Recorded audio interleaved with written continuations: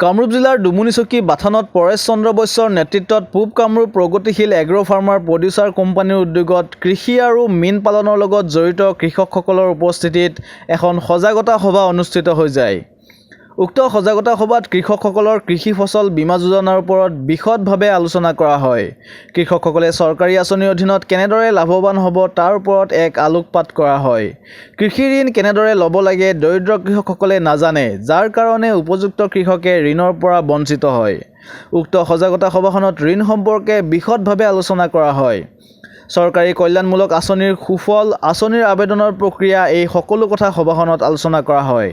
এই সজাগতা সভাখনত দুৰ্লভ দাস মহকুমা কৃষি বিষয়া, কুমুদ চৌধুৰী কৃষি উন্নয়ন বিষয়া, প্ৰিয়াম্বী শইকীয়া কৃষি উন্নয়ন বিষয়া, বাবুল চন্দ্ৰ নাথ কৃষি সম্প্ৰসাৰণৰ বিষয়া, মুকুট আলী কৃষি সম্প্ৰসাৰণৰ বিষয়া, আনহাতে মীন বিভাগৰ পৰা ডক্টৰ সঞ্জয় শৰ্মা জিলা মীন উন্নয়ন বিষয়া, অসীম বৰা ৰাষ্ট্ৰীয় মীন উন্নয়ন বোৰ্ড, জ্যোতিষ চন্দ্ৰ দাস মীন উন্নয়ন বিষয়া, বিহদিয়া জাজিকোনা ডেভেলপমেণ্ট ব্লক, মনীষা বৰুৱা মীন উন্নয়ন বিষয়া, বেজেৰা ডেভেলপমেণ্ট ব্লক, প্ৰীতিশা হাজৰিকা মীন উন্নয়ন বিষয়া, বকো ডেভেলপমেণ্ট ব্লক, নয়নমণি ডেকা ক্ষেত্ৰ সহায়ক, বিহদিয়া জাজিকোনা ডেভেলপমেণ্ট ব্লক, বাবুলাল আলী ক্ষেত্ৰ সহায়ক, বিহদিয়া জাজিকোনা ডেভেলপমেণ্ট ব্লক, কমলজ্যোতি ডেকা ক্ষেত্ৰ সহায়ক, ৰামপুৰ ডেভেলপমেণ্ট ব্লক আদি কেইবাগৰাকী বিশিষ্ট ব্যক্তি উপস্থিত থাকি কৃষকসকলৰ লগত মত বিনিময় কৰাৰ লগতে কৃষকসকলৰ সমস্যাসমূহ সমাধান কৰাৰ পৰামৰ্শ আগবঢ়ায়।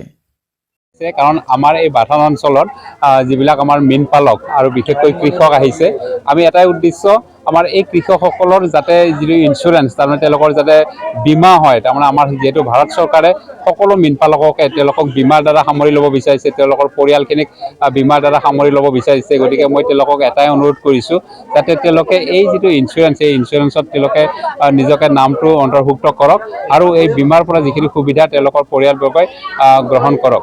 দ্বিতীয়তে আমি তেওঁলোকক এটা অনুৰোধ কৰিছিলোঁ, যিটো ডিজিটেল প্লেটফৰ্ম আছে আমাৰ NFDBৰ, এই ডিজিটেল প্লেটফৰ্মত তেওঁলোকে নামটো অন্তৰ্ভুক্ত কৰক আৰু এনেদৰে তেওঁলোকে এখন চাৰ্টিফিকেট পোৱাৰ ব্যৱস্থা কৰিব অট'মেটিক ডিজিটেলি।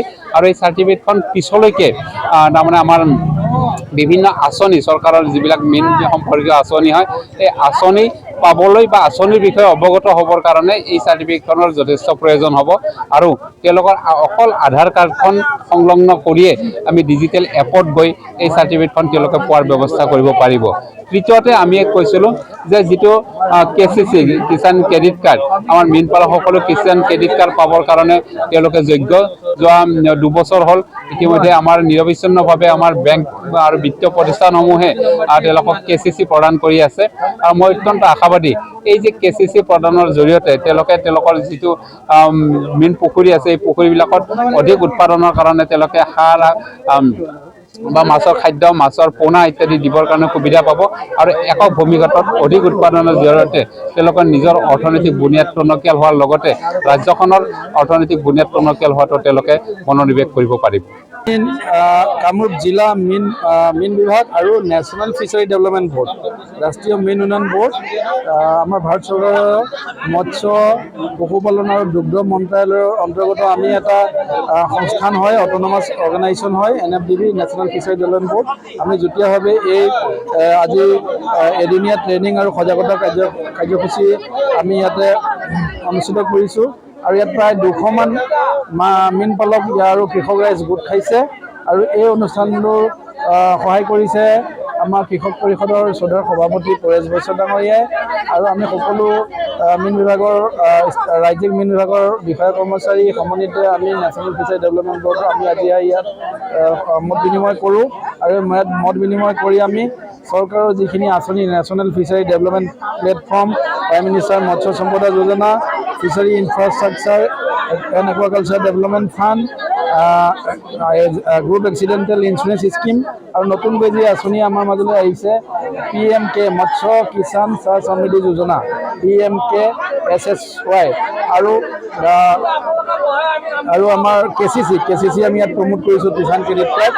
গতিকে এই গোটেই বিষয়খিনি সামৰি আৰু বৈজ্ঞানিক ভিত্তিত কেনেকৈ মীন পালন কৰি স্বাৱলম্বী হ'ব লাগে তাৰ বিষয়ে আলোকপাত কৰি আমি আজি অনুষ্ঠানভাগ অনুষ্ঠিত কৰোঁ। বিচাৰ কোম্পানীৰ অধীনত আৰু কৃষি বিভাগ তথা মীন বিভাগৰ সহযোগত এখনি কৃষক সজাগতা সভা ইয়াত অনুষ্ঠিত হৈছে।